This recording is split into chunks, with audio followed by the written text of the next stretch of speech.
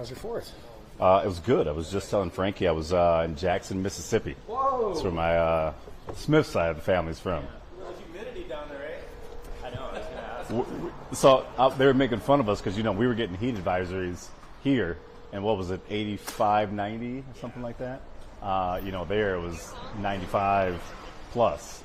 Yeah. Like, I'm in Del 7. I was previously a reporter in Phoenix, Arizona. Oh, yeah, yeah. So when I see the heat warnings here, I'm like, come Right, on. right. Come on. Frank, I need to come. We're not used to that, though. What'd you say? So we're not used to it, though, Yeah. here. Hello? Hello? Your call has been. Sorry. It had to take forever to load us.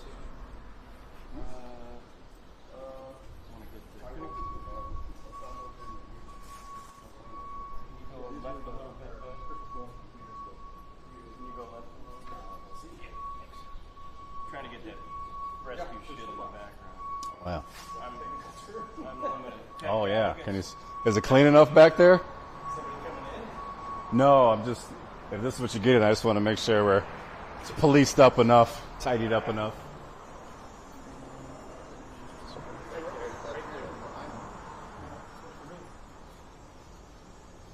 Okay, rolling here. You guys ready? Good here, sir. Just looking to build. You? Yeah, Frankie, why don't you Okay. stand right here? Yeah. Here. Do a little bit of this action. Very cool. So just keep looking up. Sure. There's a squad on it, right? Make sure you got good knees, huh? You guys are good? Yeah, I think we're good. We're good. Just tell us Okay. your name and spell it. Sure, absolutely. My name is Jamie Smith, Jamiesmith, and I am a deputy chief for the St. Paul Fire Department. Sure. In that last interview, you said that the guy fell down there. How did we know that he fell down? Yeah, so our Ramsey County dispatch received a 911 call just after 10 a.m. this morning. Somebody that was in the area, it's unclear exactly who that individual was who called, but they said they heard an individual calling out for help, and they called 911. But do you know for sure if he fell down there, or if he went down there, or how he ended up down there? We are not sure how the individual ended up down there. It's unclear whether he fell or whether he, took himself down there. What we can say is that the area or the hole did have a cover on it, a hinge cover, and it did appear that the cover had been tampered with. Again, not sure by whom, but it did appear that that cover had been removed. And when our crews arrived on scene, they did find that cover at the bottom of the shaft along with the victim. Is that something that has happened before? I'm not asking for instructions on how to do it, but do these covers get tampered with regularly? I can't speak to the regularity of something like this. It is highly unusual. However, we have seen reports of this happening recently. Yeah, I was going to say, it's a big win for you guys. He's still alive. It seems like he's doing fine. What goes into your training? You come upon this. You were showing us the rig that kind of helps people get rescued with, or the equipment you use. What goes into studying this type of rescue and doing it successfully? Because that's what you did. Yes, absolutely. The outcome of this was certainly what we hoped for. The person did not appear to have life sustaining or life threatening injuries, and we were able to successfully get that individual out of the hole and transported to a local hospital for further eval. But as far as our team, our advanced technical rescue team, they train on a daily and then on a more structured monthly basis for all different scenarios. I think last week or possibly the week before, there was a story about our team training at the Minnesota-State Fair on the Space Needle for a possible rescue scenario there. So it's impossible to train for every single scenario that may come about. However, our teams try to stay fresh and sharp on their skills, so we are prepared when the call comes in. It'll make it a lot easier for us. Was it a man or a woman? It was a male. And are they still in the hospital today? I do not know that information. How deep was it down there? It was about 10 feet down. Yeah, so the individual, when we got on scene, was about 10 feet down. of some type of shaft or a manhole cover. How long have they been down there? So according to the individual, he'd been down there for 4 days. What do you think this situation could have been if your guys didn't do it? You know, the rescue successfully. 4 days. 4 days is a long time. Sure, 4 days is an extremely long time to be down without, you know, food or water. We don't know exactly what resources he had during that time. However, you know, it's getting to the point where there can be some sustained injuries for being down in an environment for that period of time. Anything else you can like kind of elaborate on to describe the situation for our viewers? Like, okay, we know it's a sewer. Sewer comes with insert here. Sure. And when he got rescued, did he have any of that on him? Were there, my photojournalist earlier was saying, were there mice? Is there anything you can do to just kind of describe it? So this particular shaft was located in a remote area near the railroad tracks, near the Lafayette Bridge.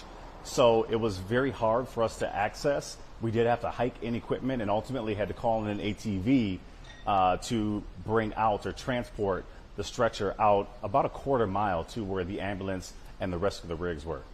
Was it sewer for runoff or sewage? You know, not quite. It might have been just like a vault.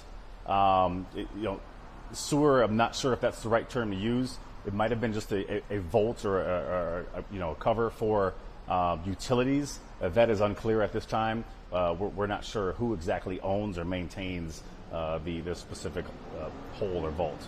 How many first responders were involved in the rescue? How long did it take? So from the time that our companies arrived on scene to the time that I received reports that he was successfully brought up was about 45 minutes.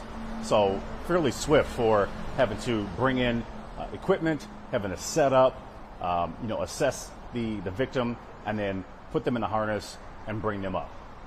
So there were stairs, but you couldn't climb out? There are, I guess I cannot confirm whether or not there were stairs. I'd have to look at the photos again. I know that he was not able to self-extricate. You know what injuries he might have had? I do not. Really important. I do not know what the injuries are. However, they appeared to be non-life threatening at the time. Did he allude to at all how he ended up down there? Did he say much? That information is unclear. From what we can deduce, it appears that he was walking and just fell through right on or around July 4th. I had asked you this over the phone. Any idea of where they may have been living? We're unsure at that time. That information is unclear. The transient type, I mean, it's near the gospel mission. It is near the gospel mission. There is an encampment nearby, an unsheltered person's encampment nearby. Have you guys heard from anyone calling saying like, oh, I was a witness at all or anything? Or? We have not received any reports of it being witnessed, no. My last question personally for you is we're standing in front of the St. Paul Fire Department technical rescue team. Yes. I can imagine this team is it used every day? How often do you guys have to go on these irregular calls? Sure. This team is used not only in the city of St. Paul, but it's used in surrounding jurisdictions. So if there's something in another city where they need our assistance, this team is able and ready to deploy all around the area.